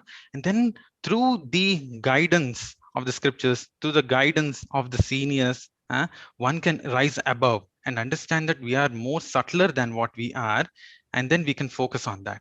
And we can see that, okay, yes, this is what is going on. And what can I do next? Yes, these are the things which I can do. 1, 2, 3. I can ask questions to the seniors and I can learn what I can do. I can open myself to friends. I can learn what I can do from there, or I can see from my past what I have done in the past. Can I apply it now? So all these things come in front of us. We put the emotion in front and then start to see how I can respond. So when we go above it. Yeah, So that's an interesting thing. So before we come to solution, first we have to calm down. I think calm that's down. a very, very critical suggestion which you gave. Can we say for calming down also maybe sometimes even physical exercise like deep breathing also helps, isn't it? Correct, correct. So when we do something, as you said, the physical exercises or deep breathing or meditation, what happens is when we will understand that yes, we are the base. We are identifying ourselves with something which is more constant. Breathe is something which is more constant to us, right? Which is happening constantly, and the things around us are changing. So when we identify ourselves with something which is more constant, we would be at more calm and peace. Yeah, maybe if that's why in the young age, I'm reminded of this that there is so much wisdom in our scriptures, basically which talks about yoga. So now our Prime Minister Narendra Modi also made this yoga day. Actually, previously yoga day was not there. I think in India every day was a yoga day because everybody did yoga practically every day. Exactly. But Yeah. now we have to be reminded of the yoga day also. But it's fine. But the point I'm mentioning is in our scriptures, it's such an amazing integrated way of living, right? Where we probably gave those habits to young people right from the beginning of life, from the 5 years of age, that you do some pranayam, you do some yogasana, and there is a higher purpose of life. So thanks, Abhishek. That was really amazing. Maybe if I have to tell to the students, it's like as Abhishek is saying that calm down, deep breathing, yoga, meditation, spirituality. It really helps. What I've also seen some of the students doing is listening to music to calm themselves down. I have also seen some students doing that, visiting a temple or a holy place, just being there, maybe some nearby temple or anywhere, maybe just sitting in front of God itself, whatever it helps, And also probably like for me, it was reading the Gita, which was calming me down every day. Yeah, and some people also do this mantra chanting. So I was doing this Hanuman Chalisa. Would you like to say something about this? You did something like that, Abhishek, anytime in your life? Yes, yes, yes. Definitely. So in the as I said, this is the second incident which happened in Masters. So once after getting into IIT Chennai, yes, definitely. I was. That's when I think I met you and many other wonderful souls from Arjuna. Uh, so yes, so the practices of meditation or spirituality, reading and contemplating, questioning. So all these things have helped in one major incident. Like when just before the placements in masters, I had got the stiff neck and I couldn't move my head left or right or up or down, and I felt like, oh my God, this is over. My neck is not going to happen anymore, and my placements are completely gone. So this is a second crisis which I've seen after that pre-BTech thing. So that is when these techniques of meditation, the spirituality, asking questions with those people who are like-minded, like the friends that I had from Arjuna during that time. So they gave those things gave me a higher purpose. They brought me out of this plane of this emotion. And what happened is, yes, I have seen that, okay, yes, this is going to happen, and this is just be a passing cloud, and let me go through this. And yes, it was there for about a month or a two, and then it was over. And I felt that, yes, this that deeper connection within myself and to the purpose, that is to serve the society. And so that connection is what helped me to drive in that situation. That was very what do you call dramatic situation, that 1 month of time in MTech just before the placements. So that Oh, was I know. very I think people, when they are facing placements, that itself is a time of crisis. time of What to speak crisis, of? correct. And if something What, happens to the body during that time, oh, it's like that. And yeah, that is the exactly. time I would want to stress that when you have some friends who can help you in those times, so we can be the friend who can help others, and we can also have some friends who can help in those times, and so that we can come out of those things. Yeah, I think I spoke this in my program today. I talked about that one of the first things in a crisis is you need some emotional support. And therefore, we need friends in life. We don't want enemies in life. And if we compete, we are actually making enemies. If we complement, we are making friends, isn't Correct. it? Yes. So, going in this, what you talked just now, that having a friend to share your heart. And one of the things which we probably have to learn is all problems are temporary, isn't it? Like you Correct. talked about that the health crisis or health trouble which you had was only for a 2 month period, Correct. right? So probably when we observe that even the problems which we are, the crisis, etc., whatever we are in, that's just a temporary phase, and there has to be something more permanent, than that. Crisis is temporary. What's permanent then? Correct. So I think you mentioned about your purpose to serve people, and I've seen you, Abhishek. You really have done a lot. I mean, through Arjuna itself, you have been invited to various places. I remember you going to IIT, BHU, and many other schools and colleges, and helping so many. Probably that's one of the ways I think people can come out of the temporary crisis by having a permanent purpose. But let me ask you one more question. I think I'm getting this question on the YouTube channel. Maybe you could answer this question well. The question is very simple. The question is that, sir, I am facing a lot of distractions now. J is coming very soon, and I don't know what to do. Tell me, why should I avoid distractions? I am not having my why. Can you give me a why? So, Abhishek, what would you like to tell to the student? And I think many of the students are like this, who actually ask this question, that I'm not getting any reason or purpose to avoid distractions. It's not so hard, probably, to avoid distractions, but probably the why part of it. Why at all in the first place I should stop watching YouTube? Why at all in the first place I should do this rigorous studies, and so much of difficulties I have to take to study, etc.? Why should I do that? So, would you like to answer, Abhishek? Yeah. Sure. Yeah. So whenever it comes to this distractions, yes, as I said, at some point we would feel that, okay, yes, let me just give up to these distractions. What should I do after all? Why should I even study?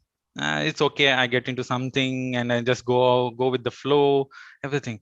But then we need to remember one thing, that the deepest satisfaction of the heart comes when we give our time for service.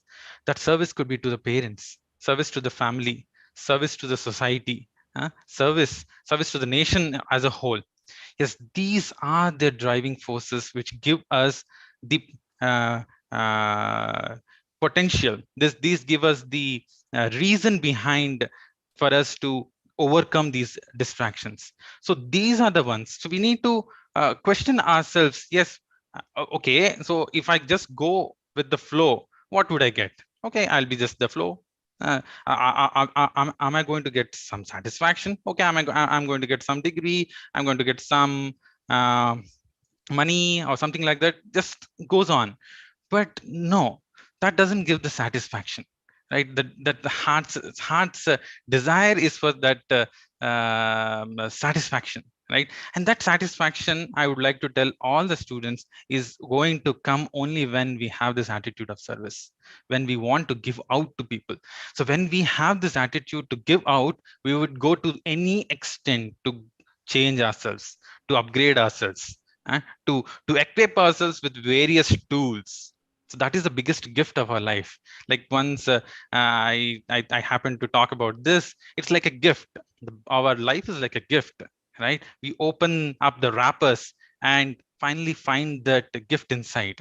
So it's like this. So when we know that we have the deeper satisfaction of serving others, then what we open up ourselves, the various layers of our heart, we open up and we explore, and then finally come to a stage where we can render some service and get some satisfaction. Yes, this driving force is the one which would avoid distractions, which would let one go towards avoiding distractions. Yes, this is what I have to do in my life, so I want to avoid this.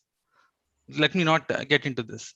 Yeah, amazing. I mean, see, in this book, Art of Concentration, I think you told one of the essence principles which I share in this book.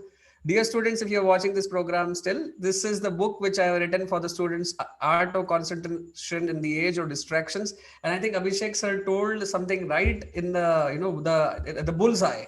I talk about in this book that if you want to overcome distractions, you cannot do when you have the bhoga vritti, but you can do it when you have the seva vritti. If you're thinking life is for enjoyment, probably I should just simply enjoy YouTube videos. I mean, why do I have to go to? I mean, if life is about enjoyment, why do I have to work hard, get into IIT, and then enjoy? I can enjoy now. But then, if life is about seva, then I don't think so. You're doing any service to anybody. Simply you are watching. Simply you are watching a YouTube video. You are basically kind of, not contributing anything, right? So I'd say it this way: don't become a viewer. Don't become a viewer. Become a performer. Perform something to serve people of this world. So by just simply watching the videos on the YouTube, etc., you're simply merely becoming a viewer to somebody. That's all. And what is it helping in any way? It's only giving some business to YouTube properly, probably. But that's not what we want to do. There are better things you can do with your life. And one of the most important thing which gives you meaning in life is when you look at your contribution. And I think Abhishek told it very amazingly, as a life, to view life as a gift of God, and to unravel the layers of this life, to make this life as a return gift to God. So what we have given God from God, what we have already got from God, this body, our intelligence, our talents are like God's gift to us. And how we use this life, how we use the talents we have been given in the service of God and his children in this world, that's our gift to God back. It's a return gift. So maybe I think this is one of the strongest ways I feel people can avoid distraction. This is in short. You want to learn more, dear students? You have a lot of information here, a lot of wisdom here. Do read this book. You can get this and discount. Now there are going to be announcements. Abhishek, I want to thank you on behalf of Arjuna Group as well as of all the students. If you all students liked what Abhishek has told us, please type it on the chat box and tell us. We'll bring Abhishek sometime exclusively for some program for all of you. If you're liking this questions and answers which I had with Abhishek, we would have more this kind of programs. Give us feedback on this YouTube channel. Hope you got a lot of wisdom today while we discussed about bounce back from the crisis. So Abhishek, a last few words from you, and then we can end, with this program. A few words, and then maybe there will be announcements. Yes, Abhishek, thank you so much for coming today. Thank you. As I said in the beginning, it's my opportunity to be part of this program, and not only that, it's my opportunity to be part of the Arjuna team as well. That's where I take a lot of satisfaction from my life, because that's where I get to meet people who can help me serve others. Yeah, thank you so much, Abhishek. Thank you so much. It was really wonderful. I mean, I think we should have some more sessions with you, questions and answers. Thank you. Okay, thank you. Giridhar, you have any announcements? We can do them. Yeah, so I'll just share my screen. We have some very quick announcements from Arjuna's side. The first thing is today's session was really wonderful, and I'm sure all of you would really like to attend our future sessions as well. So please note our itinerary. So on July 25th, we are going to have a webinar for your parents. Actually, there were some questions in the comments which were regarding how, some of them were talking about their parents, etc. So do invite your parents to attend this webinar. It would be a wonderful learning experience for everybody involved. And on August 15th is our next Parivartan webinar. So please subscribe to this channel to regularly follow the updates, and keep yourself always updated with life's wisdom. The second announcement is regarding books. So as Amal sir already showed you, The Art of Concentration in the Age of Distractions, he showed you the book. If you wish to purchase this book, you can find it in the book purchase link, which will be pasted in the chat. And when you click on the link, type in this coupon code Arjuna21 to avail a 25% discount with free delivery. So that means The Art of Concentration in the Age of Distractions is originally priced at 200, will be made available to you at rupees 149. Similarly, Time Management is being made available for rupees 300 instead of rupees 400. So make use of these books. It's like webinars are something where you can come once in a month and get a boost, but a book is something you can refer every day whenever you feel low. So it's like your friend, it's like your companion. So do make sure you take advantage of these resources. And that brings me to the end of the short announcement. We hope to see you and your friend in our next sessions. Thank you very much.